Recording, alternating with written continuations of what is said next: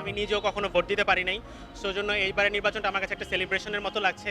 আমরা 100% আচরণবিধি মেনে আমরা এই নির্বাচনটা করতে যাচ্ছি এবং করব। শ্রীপুরে যত মানুষ বসবাস করে, হ্যাঁ, যত মানুষ থাকে, সবার তো আর প্রাইভেট চিকিৎসা করার ব্যবস্থা নেই। তাদের জন্য একটা সরকারি বড় হাসপাতাল দরকার, তাদের শিক্ষার সুযোগ দরকার, কেরিয়ারটাকে সামনের দিকে নিজেকে কীভাবে এগিয়ে নিয়ে যাবো, এই সহযোগিতাটা কিন্তু আমরা কেউ করে নাই। আমার এবারে ইচ্ছা যে আমি এই যুব সমাজ তাদেরকে কর্মসংস্থানের সুযোগ সৃষ্টি করা এবং তাদের কেরিয়ারে সাহায্য কীভাবে করা যায় সেটি করা।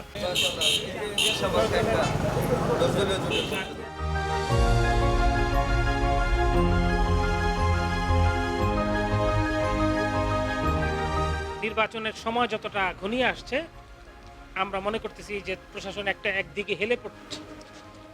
তো আমরা আশা করব এমনটা যেন না হয়, আমরা যেন শান্তিপূর্ণভাবে আমরা যেন নির্বাচনে অংশগ্রহণ করতে পারি।